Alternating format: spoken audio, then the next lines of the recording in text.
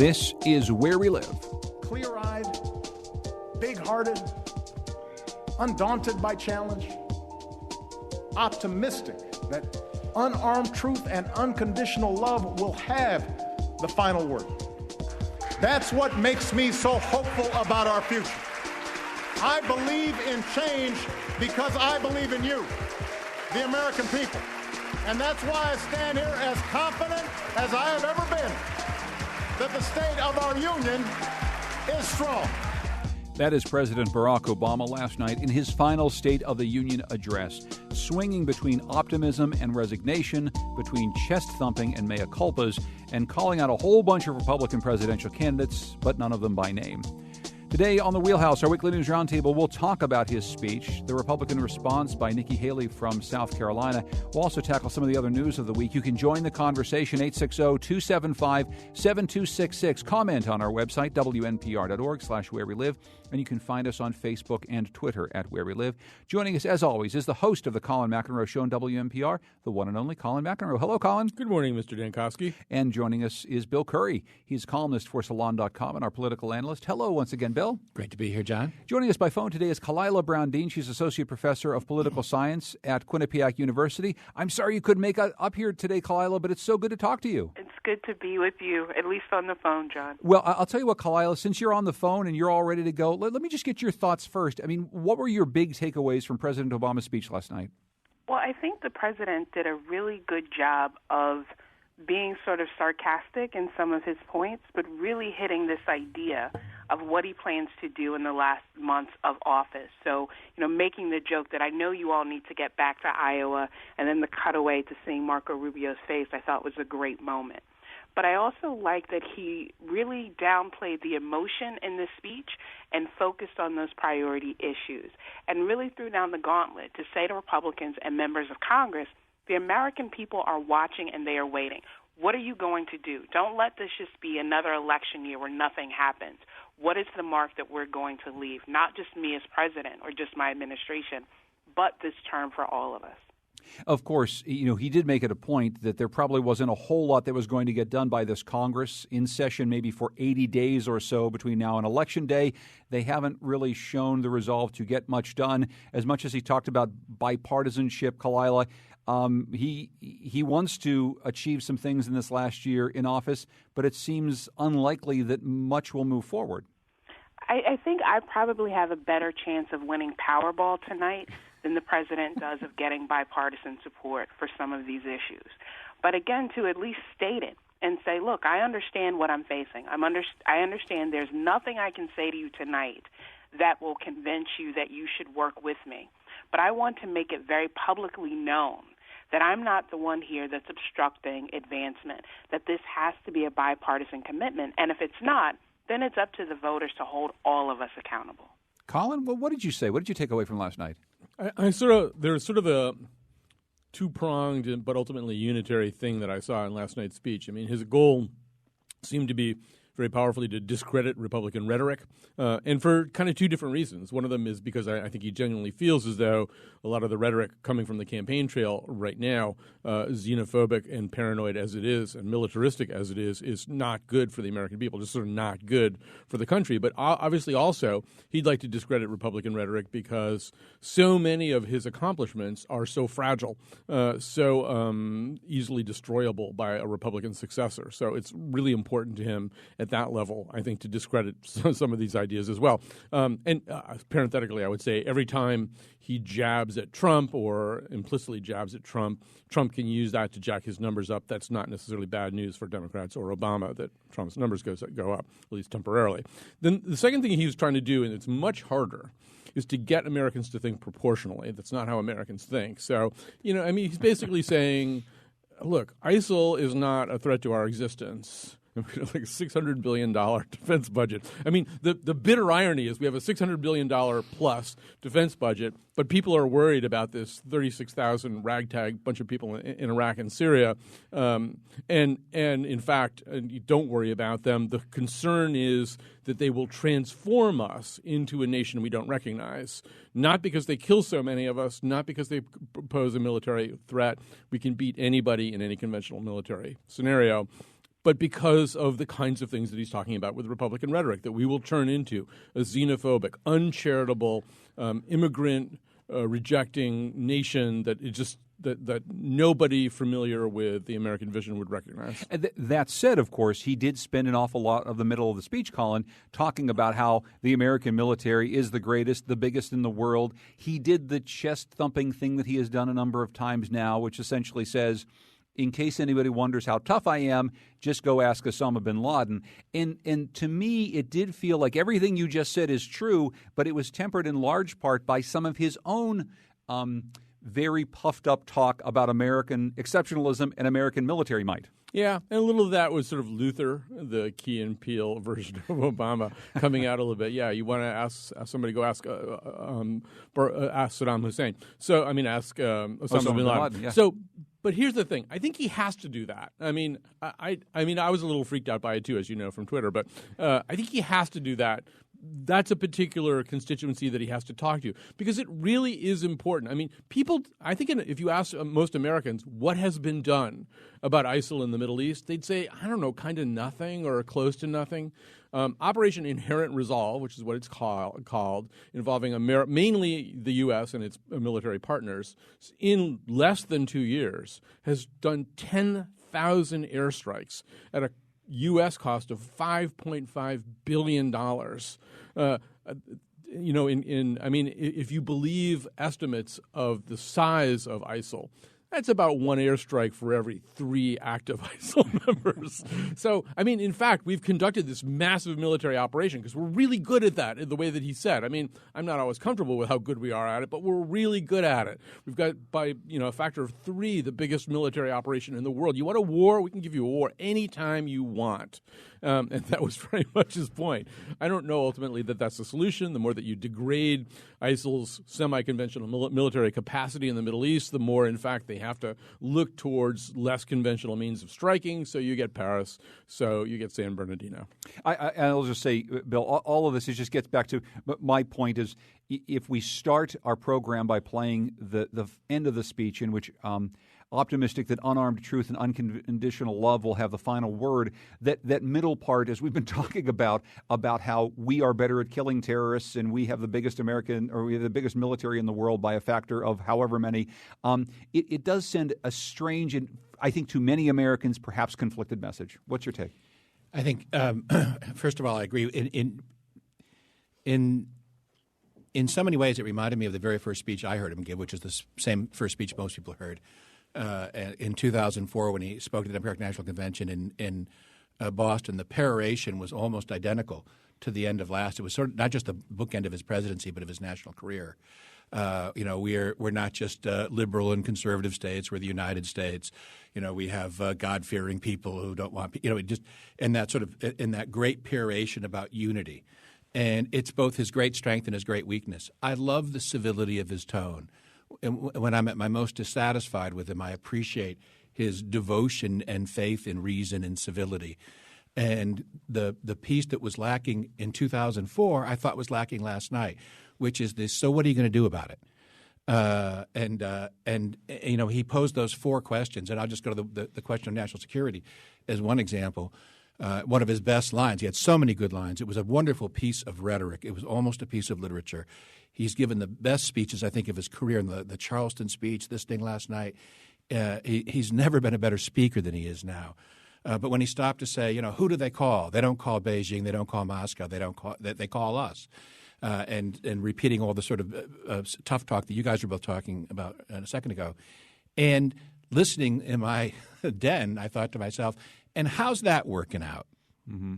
And is this going to be the system where every time there's a conflict in the world, they call us? Because that means we have to come up with an army. That means we get all the blowback. That means that the people whom we've defeated will reorganize as terrorists. That means the permanent underclass that is seething throughout the globe will always be focused on us. That means there will always be questions of the validity of our actions under international law. Our job is to convince the rest of the world to accept the rule of law. So you begin by doing exactly that. I was thrilled when he defended Muslims. I was very happy when he mentioned the problems of the great mistakes of Vietnam and Iraq, but I needed him to elaborate on a solution. And it was sort of the same. He posed 4 questions, and each time it is, again, it's the weakness of Obama. When you hear him describe the problem, and when you hear him address us and describe us to ourselves, our best selves to us, it's uplifting. And then when you get to the point about how to solve it, when he said the system's rigged, the only answer he had was redistricting, and he actually said that that campaign finance reform might be constitutionally unacceptable. He actually suggested there might not be an answer under the Constitution. I was stunned. Colin? First of all, I would agree with essentially everything that Bill said. I will say that I think it was kind of interesting the number of things he left out. All right, so we're going to talk later about Governor Malloy and his prominent place there. But it turns out the reason that he had a prominent place there was as this kind of placeholder for stuff that Obama was not going to talk about last night. President Obama did not really talk about criminal justice reform, which I think we all thought he was. He didn't talk about reproductive rights. He didn't really talk about Black Lives Matter. He didn't talk about any of the sort of underlying issues behind Black Lives Matter. It wasn't that kind of speech. It was the kind of speech that Bill is talking about right now. And I was a little surprised by some of the things that were left out. I do think there was a little bit more of a cockiness to this speech than we've heard in the past. And I do contrast it with a speech that George Bush gave 8 years ago. I actually looked it up today, and of course it had the line, exports are rising, but the housing market has declined at kitchen tables across our country. There is concern about our economic future. Boy, did that ever turn out to be true. And, there was a little line in Obama's speech last night that indicated that he'd been to go see The Big Short, too. He was talking about, well, I don't think these problems are caused, I don't think the average American's got offshore accounts or is hiding all this stuff and everything. I mean, there was a little moment there, near the beginning of the speech where he sounded for about 90 seconds like Bernie Sanders. But the truth is, he's leaving the country in better shape than he found it. Now, that doesn't take much. If you think about the shape the country was in 2008, economically and abroad, it doesn't take much. But he really can claim that. And in some ways, he didn't toot his horn as loud as he could have last night. Kalila, I'd love your take on this notion of the things that he left out of the speech, things that we expected, as Colin said, that we might hear last night about guns, about criminal justice reform, about some other issues in a much more substantive way. So I tweeted out last night, wait, it's over. That was brief, because even though the president said, I'm not going to keep you very long, this speech will be shorter, I felt like he was building up to talking about the types of things that Colin mentioned, and that never happened. So to look out in the audience and to see Obergefell there, whose, plight to try to be able to legally marry his partner led to that monumental Supreme Court decision, to see all of these people in the audience who were guests of the president because they're connected to these policy issues never formally be recognized or there's those issues be included, I thought was a missed moment. The fact that one of the co-founders of the Black Lives Matter movement was there as a guest of Representative Barbara Lee of California, but never acknowledged and mentioned. So it was sort of a subtle acknowledgement that they were there. But most people watching had no idea who they were or the issues that they were connected to. And it shows, Kalila, and we've talked about this before, it's just another potential missed opportunity for him to connect his presidency to the issues that Black Lives Matter have been trying to bring to the American people. He continually runs, walks, turns away from this issue as something, even at this time when he is walking away from his presidency in his last State of the Union address, he just walks away from this issue. And I'm just wondering, Kalila, how it strikes you. Well, it's problematic for a number of reasons. That days before the State of the Union address, Kendrick Lamar was invited to the White House. I never thought I'd see someone with cornrows and Timberlands sitting in the Oval Office. That was a powerful moment. It was a way for the president to connect his concerns to the on-the-ground concerns of particularly young people, but also of people of color. So I didn't expect him to have Kendrick Lamar's music playing as theme music as he walked out, although that would have been pretty poignant. But at least acknowledge that this movement connects to many of the things he said before about people getting involved, about people taking ownership of their democratic process and understanding there are more ways to do that than just simply voting. you have to at least acknowledge that commitment. Well, can I just interject that Paul LePage thinks that to pimp a butterfly is actually a social problem that's traveling from Connecticut to Maine right now. Right, it originated in Connecticut. We all know that. Right? We'll talk about Paul LePage a little bit later on. We're talking about the speech last night in the Wheelhouse. Before we take a break, let's listen to a regret that President Obama talks about. It's one of the few regrets of my presidency that the rancor and suspicion between the parties has gotten worse instead of better. I have no doubt a president with the gifts of Lincoln or Roosevelt might have better bridged the divide. And I guarantee I'll keep trying to be better so long as I hold this office. So, Bill, I want to ask you about two things, about this theme that he had about his inability to fix the politics of America. And as he was saying it, I think we were looking at that body of lawmakers thinking we're not going to fix the politics of America anytime soon. But it also, I think, points to some of the things that Colin said he left out of the speech, the problematic issues that he has with Black Lives Matter right now, and why he didn't talk about guns last night, is that he seemed hell-bent on not bringing up those issues which are most divisive in America, the ones that really matter to a lot of people right now, but will cause some people to throw stuff at the television and other people to stand up and cheer. And it seems like he backed away from all those things in favor of saying, I really wish in this last year I could just bring more people together. I agree with what you just said, that when I think of that, of what we just heard, it goes to two things that are just so fundamental to his identity and to his presidency. The very idea that you could fix the culture of Washington without reforming the institutions of Washington is the greatest intellectual mistake of his presidency.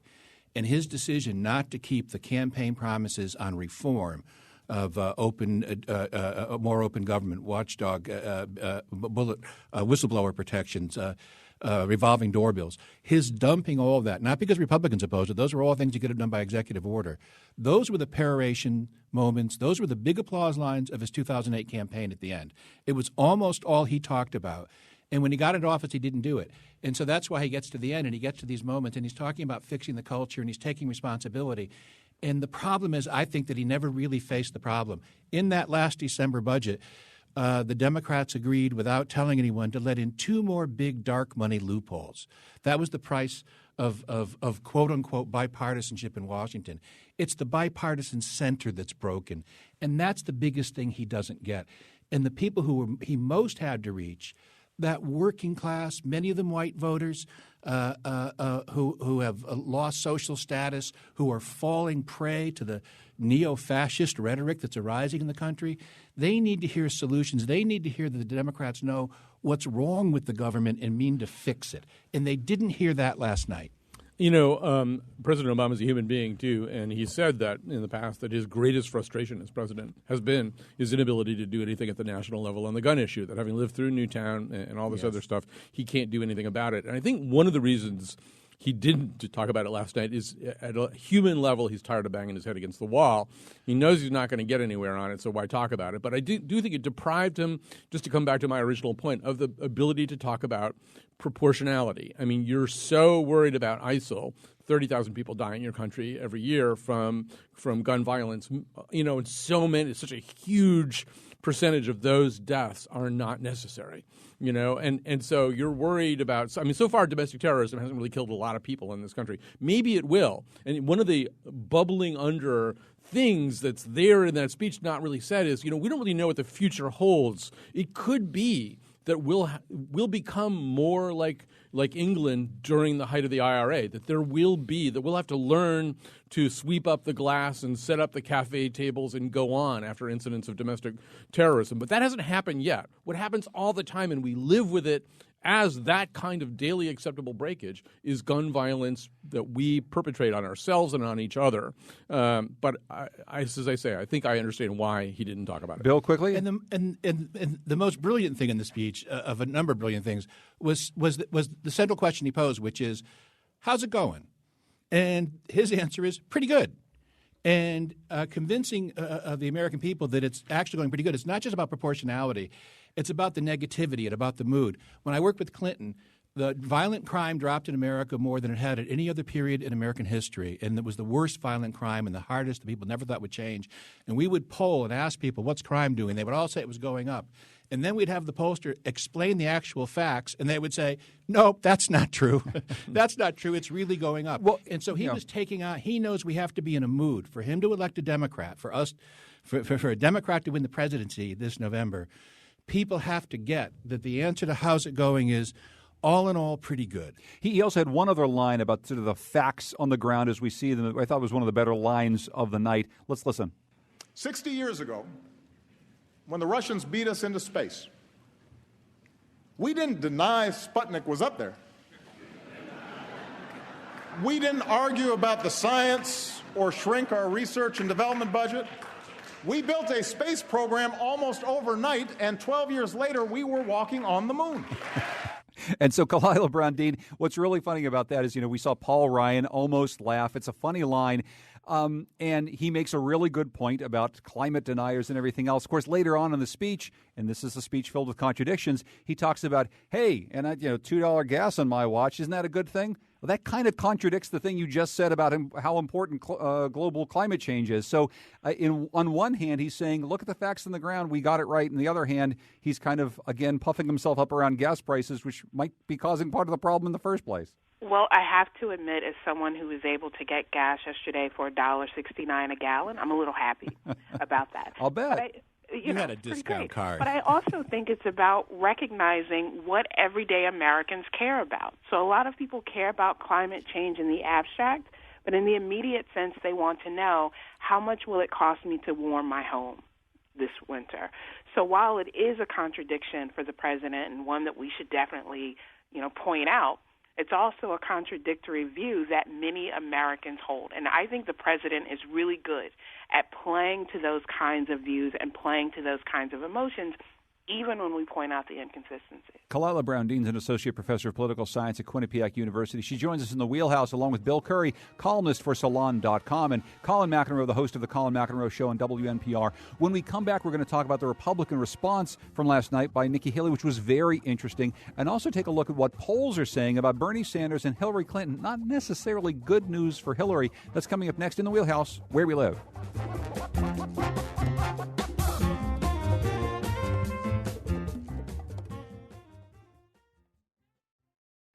This is Where We Live. I'm John Dankosky. It's Wednesday, so it's the Wheelhouse, our weekly news roundtable. If you love the Wheelhouse, you can join us for our next Wheelhouse Uncensored event. It's next Tuesday at the Tavern in New Haven. We're going to talk about presidential politics and a lot more with our own Kalila Brown Dean from Quinnipiac University, who's joining us on the phone today. Also, the New Haven Independent's Paul Bass, who knows more about New Haven than just about anybody. For tickets and information, visit us on Facebook and Twitter at Where We Live. You excited about the the Wheelhouse Uncensored event, Colin? I am excited, and I'm going to say many bad words. Yeah, we will say maybe a few bad words. What's coming up on your show this afternoon, Colin? This afternoon, because in fact my Packers won and your Pittsburgh Steelers won, we're doing a show about football with Greg Easterbrook, who is an expert on national public policy. Has written for all the big public policy magazines, places like The Atlantic, but he's also this football freak with a lot of really interesting things to say about the NFL. So we'll be talking about that today. Very quickly, speaking of live things, tonight at 7 p.m. at Watkinson, I'll be doing a thing about humor and comedy. It's dark, it's cold, you're depressed. So this is, it is specifically also about Connecticut's relationship. I mean, Connecticut seems like a pretty unfunny place. So we'll be exploring that question. There'll be also live improv performances interrupting things from time to time. That sounds like a lot of fun. And so you can join Colin as part of his regular series there. Watkinson.org. That's where you go to find out about it. Watkinson.org. Joining us in the studio as well as Bill Curry. In just a moment, we're going to be talking a bit about Bill Clinton's visit to Connecticut and Hillary Clinton's prospects in Iowa and New Hampshire. Quickly, Kalila Brown Dean, I want to spend some time on Nikki Haley, who gave the Republican response. You and I think a lot of other people gave her pretty high marks for her speech. I think Nikki Haley did a great job. And, putting aside previous responses given by people like Bobby Jindal and Marco Rubio, I think Nikki Haley set very nicely what that Republican establishment position was, that we should not be targeting people because of who they are. But she kept it in line as saying, but we need to have really stringent guidelines, not allow illegal immigration, not allow people to come without strict background checks. The big problem I had with her speech, however, is that she gives this great acknowledgement of the massacre at Mother Emanuel Church, but then jabs at cities like Ferguson and Baltimore to say, we didn't riot, we didn't burn things down, we just prayed. That's how we got through. And the fact that she called Dylan Roof a terrorist, I was blown away by that alone. But it also made me say, well, do we usually take terrorists to Burger King on the way to have them locked up? So there were a lot of inconsistencies within the speech, but overall I think she did a good job. Yeah, and as I tweeted out last night, the fact that she did call him a terrorist I thought was a really remarkable thing. But your point about not rioting when other cities are rioting, there's a big difference, Kalila, between the type of massacre that we saw that was a private individual, a white supremacist, gunning down people inside a church, and a law enforcement officer not necessarily doing his or her duty. Those are two entirely different things. Completely different thing. And what she did not say, not that I expected her to, but I know many people like me were thinking, well, what about Walter Scott, an unarmed black man in South Carolina who was shot in the back by a police officer, caught on video trying to cover up his crime, aided by another police officer? What about the young woman who was attacked in a classroom by a school resource officer whose friend was arrested for exercising her First Amendment right to videotape that? So while you can applaud how your city responded and how your state responded to the massacre at Mother Emanuel, that's what they were supposed to do. Let's talk about the ongoing challenges instead of trying to say we're better than those other places. It's an ongoing crisis. Bill, a quick response to the response by Nikki Haley? I thought it was. I agree with everything that the professor just said, and I think that it was really interesting to see this one woman in this one moment bridge the gap that Rubio and Bush and so many people have tried to bridge on immigration. She was the first Republican this year to come close to speaking to both sides. And it's not just because she's a woman and a woman of color and a woman of success in her state in political terms, but if she has that kind of ability to be a Tea Partier she is the Tea Partier who carried water for the Republican corporate establishment on immigration last night and seemed to have pulled it off. If she has skills at that high level, she could be around for a while. And I thought that it was an opportunity, Colin, for a nationwide audience to actually hear a Republican candidate who is probably going to be a candidate for vice president, saying what you might hear in a general election as opposed to just the stuff that has been coming out of these debates and on 24-hour news channels during the course of this Republican nomination process. Yeah, I mean, I first of all, maybe I'm a little bit more cynical about all this, but I mean, I think she sort of had one major job last night, which was to put as much daylight between the Republican Party and Donald Trump as she possibly could. The Republican Party has a big problem right now, and his name is Donald Trump, and somehow or other they've got to differentiate themselves. It's a much bigger problem for them than it is for anybody else if he keeps staying within, mirror fogging distance of the Republican nomination. I thought that was sort of her job. I thought the other Republican response last night was Paul Ryan. We all had a lot of fun on Twitter just talking about his Zoolander-like, El Tigre look that he just kept frozen on his face. But this guy, he didn't applaud for progress beating Ebola, there was nothing he would applaud for. And in fact, that's backed up by what he said going in. The press asked him, what do you want Obama to say? And he said, I want him to take it all back. Everything he did, Dodd-Frank's, Affordable Care Act, he just ticked through it all. And that's the real Republican response in terms of what will play out in our nation's capital over the next 9 months. In the next 9 months on the campaign trail, a whole bunch of other things are going to be happening, and Nikki Haley's response was much more germane to that. In Washington, they are not going to give ground. They have made that very clear. And, Ryan's posture and visage last night it wasn't just a metaphor. It was a reality. That's what's going to happen. Notable, though, that he did clap the first time for religious tolerance. He did clap the first time whenever President Obama talked about being kinder to the people who are coming in, and that seems to be sending a type of message as well. I saw the visual differently. The number of times he laughed I've never seen a vice president and a speaker talk so much during the president's address. I was almost thinking Obama would turn around and say, "Could you guys quiet down back there?" And that's sort of Biden, right? It was Biden initiated the first one, but then it actually went back. I was watching pretty closely, and it actually kind of went back and forth. And there were 3 or 4 times when they were smiling and nodding, as if they might have found some common ground on something he had just said. Right. No. As they smiled and nodded as if they had. Clearly, they hadn't. No. So we mentioned this before. Governor Dan Malloy was a special guest of the First Lady last night. He was sitting not next to her, but one seat down from her, a seat left vacant for the victims of gun violence. Here's Governor Malloy speaking on MSNBC after the speech.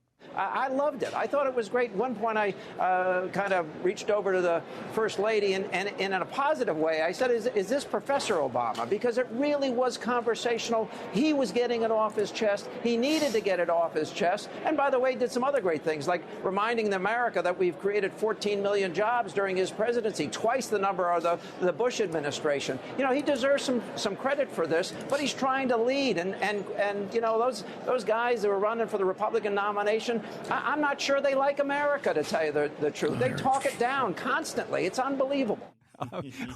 We couldn't identify who the person was on Rachel Maddow's show last night, Colin, who went, in the background. But that's Governor Malloy's reaction. What are your thoughts on the governor's place there, his reaction to the speech? Well, I think with each passing day leading up to the State of the Union address, it became clearer and clearer to us here in Connecticut. This really was a little bit of a debutante ball for Governor Malloy. I mean, he was seated right next to Michelle Obama, and then she had a lot of guests. I mean, he was the one that you could really see. And I think he was there as a placeholder for a whole bunch of policies, most of them having to do with criminal justice, but also in the minimum wage area and stuff like that, stuff that he's been able to do at a state level, particularly vis-a-vis guns, that Obama cannot do at a national level because of the political intransigence that we're talking about right now. And it has been interesting to read little pieces in national publications. I mean, Slate had, had a substantial feature on Governor Malloy, and we talked last week about the New York Times editorial. So, yeah, I mean, he may be pulling 38% approval rating or whatever it is right here, right now. But in many ways, he is stepping onto the national stage in a much bigger way than he has in the past. And Kalila, stepping on the national stage in part to do what he does pretty well. He's there on MSNBC. He doesn't just talk about the president. He uses the opportunity to say those Republicans don't even like America. I mean, one thing we know he's very good at is when he gets his back up, he's ready to take on people and say some things that other people aren't willing to say. And I think that as a surrogate, whether we're talking about as a surrogate for Hillary Clinton or for the president, Malloy is able to say things that they cannot and say it in a way that makes people listen. And I think also to point out last night, the empty seat that was between Governor Malloy and First Lady Obama was very important and was very poignant to say, this is the seat I'm leaving for victims of gun violence. But again, the misstep of last night, just looking at Twitter and social media, a lot of people were tweeting, who's that guy beside the empty seat? So unless you were watching a network that, had captions and letting you know who people were, it could have been done in a more direct way to say, this is Governor Malloy of Connecticut. Here are the things that he's worked on that align with this speech without having to say, and here's his formal introduction to the party. I'm not sure how many people watched the speech and then did the effort or the research to find out who he is and how his policies are so connected to this administration. And I would just say, in many ways, Malloy is the perfect person to have sitting in the gallery next to Michelle Obama, and he's the perfect person to have as a representative for Clinton. But it goes to sort of the heart of the party right now and the difference within the party. If your primary concerns are cultural, if same-sex marriage and choice and the death penalty and gun safety, if that's where you begin in politics, then you're probably pretty well satisfied with Malloy if you're a Democrat, and you're very satisfied with Obama and you're crazy about Hillary. And if your first questions are about the corruption of the government, the domination of corporate interest, the inability of the middle class to have a sustainable life around jobs that pay enough money to feed a family, then you're probably with Bernie Sanders or you're probably in some other revolt. And so that's the kind of, there's a real difference there in terms of what Democrats are going to stand for that we're about to fight out over the next few weeks. Well, I want to turn to Neil Vigdor, who's a reporter for the Connecticut Post and other Hearst, Connecticut newspapers. He was covering an event yesterday in Connecticut where Bill Clinton, coming through the state, stumping for, but more importantly, raising money for his wife, Hillary Clinton. This comes at a time, of course, when things are going much better in the polls for her main rival for the nomination, Bernie Sanders, the Vermont senator. Neil Vigdor, welcome back to the show, first of all. Hi, John. Happy New Year. Good to talk to you. Yeah, Happy New Year to you, too. So what did Bill Clinton have to say? Well, it was interesting. Closed media event, but a person who was on the guest list told me that Clinton avoided bringing up Republicans, did not mention Donald Trump, who's publicly been kind of attacking him on his previous marital infidelity. Clinton really was kind of hammering home to supporters of Hillary her resume, saying that she by far has the best credentials of anybody running for president.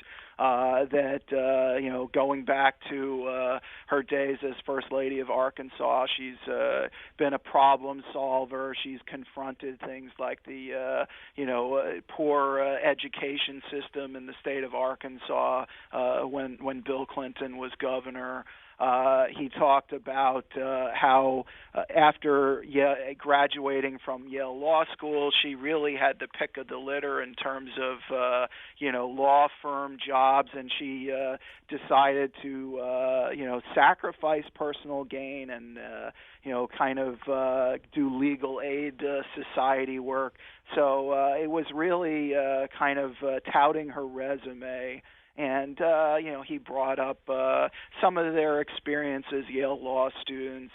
He kind of shared some humor and talked about his mom. The kind of quintessential Bill Clinton storyteller. And from what I'm told, the people who attended were pretty mesmerized by his speech. Among the people in attendance, Joe Ganim was there? Yes. There was this kind of uncertainty going into this fundraiser on whether Mayor Ganim was going to be invited. Up until yesterday afternoon, we had been in touch with the mayor's office, and they said that he was not planning on going and that he hadn't been invited, and kind of pressed his office saying, well, would he like to go? Is he feeling kind of left out? And obviously there's, it's not the backstory, but Ganim's past, and but from what we wound up hearing, he wound up going to the fundraiser with his son Rob, and so that was kind of definitely a turn of events there. It was a little weird. Colin?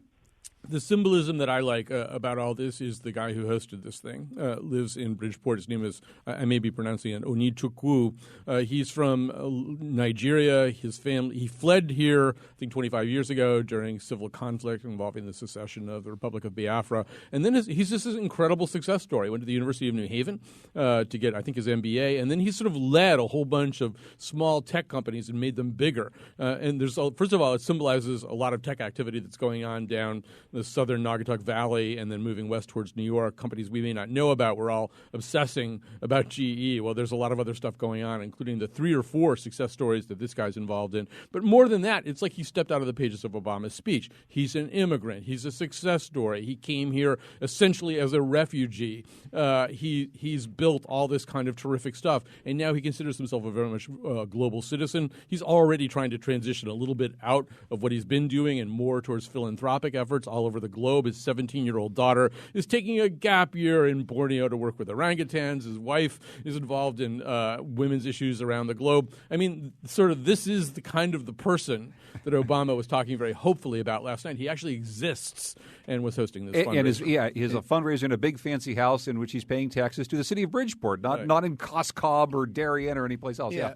Although more people will know that Ganim was there, right? And I was struck by in terms of every time you get national political figures coming into Fairfield County, it's the Gold Coast, it's Greenwich, it's Darien, it's Stamford. That's where the cash is, and as I point out in my story this morning, certainly there's that kind of paradox there of Bill Clinton, coming into a city that's known for its high poverty rate to raise a big sum of money for Hillary.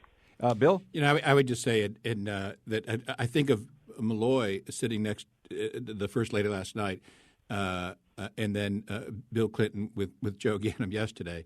And I remember that Jerry Brown beat Bill Clinton in Connecticut in the primary in 1992.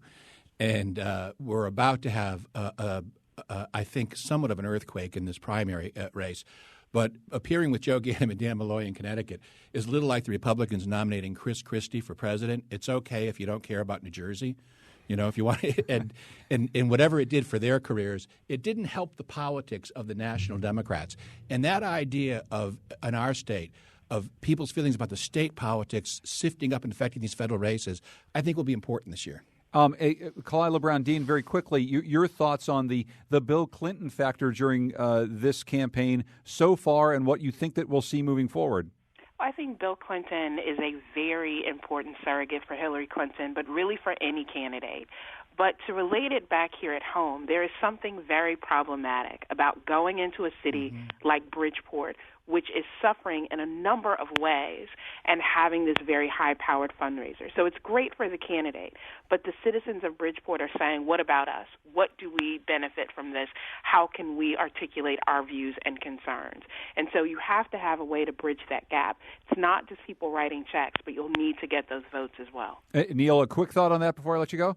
Well, interestingly, you had a group of Bernie Sanders supporters who staged their own kind of rally last night, and it kind of brought together elements of the Working Families Party. And originally, the NAACP of Greater Bridgeport was announced as a sponsor of this rally, and they quickly backed away from it and said, "Look, we're not getting in between Hillary and Bernie." But the kind of point of that was that getting money out of politics and this was kind of out of character for the city of Bridgeport. Yeah. This rally for Bernie Sanders just a few miles away at a skate park. We have Ashley Giles Perkins was there. Said the two events reflect a difference in appeal between these candidates. Yes. Oh, let's listen. Oh, we don't have the tape. I'm sorry. I apologize. She talks about the differences that we were just enumerating. Wait, Neil, such a classic Bernie moment, too, right? It's like those are people in that big warm house. They're eating canapes and having drinks. They're just such a bunch of jerks. They should be down here in the ski park, freezing to death. A little more empathy. Okay, just a little more empathy would be appropriate here. Bernie, Neil Vigdor is a reporter for the Connecticut Post and the other Connecticut Hearst newspapers. Thanks so much, Neil. I appreciate it. Great to be with you, John, and everyone. Have a good day. When we come back, we're going to take a look at poll numbers. Not so good for Hillary Clinton, pretty good for the shivering Bernie Sanders supporters out in the cold. Maybe they're doing pretty well in New Hampshire and Iowa where it's cold right now. We're in the Wheelhouse, our Weekly News Roundtable. Don't go away.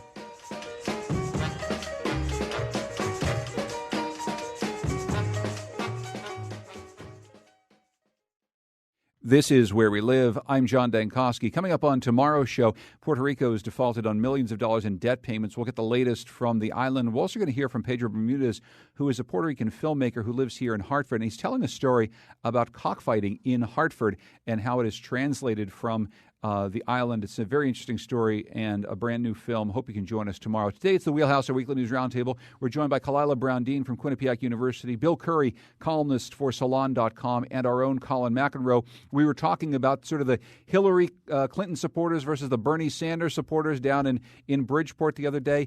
Well, Bridgeport isn't really going to be a battleground, but New Hampshire is. Iowa is. Looks like Bernie Sanders has a 53 to 39 point lead over Hillary Clinton in the latest Monmouth University poll. That's in New Hampshire.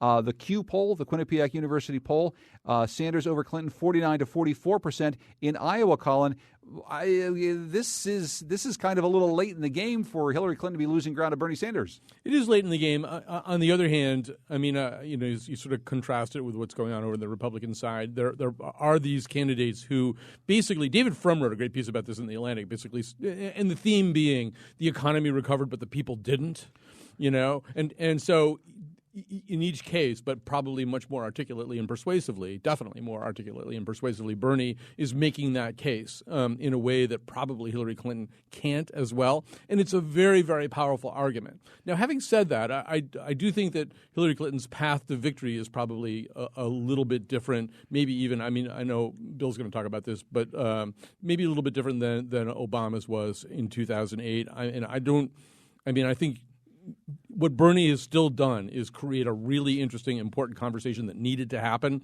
And every time his poll numbers go up, the conversation gets more pointed, and Hillary Clinton has to give more ground. And that's probably a good thing. Bill, go ahead. It's a great thing. And all the efforts of the Democratic hierarchy to insulate Clinton from actual debate was a mistake.